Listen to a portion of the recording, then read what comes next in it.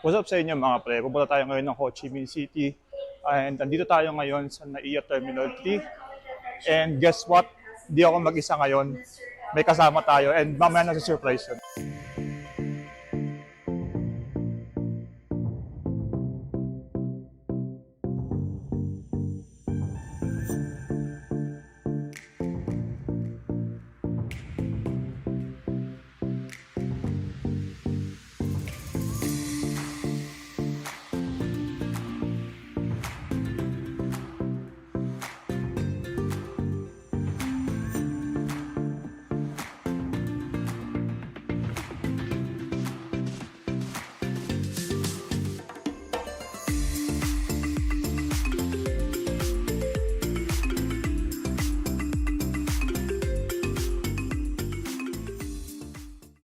Andito na kami ngayon sa may Saigon, Ho Chi Minh sa Vietnam. Kakarating lang namin and yung flight is around 2 hours and 25 minutes.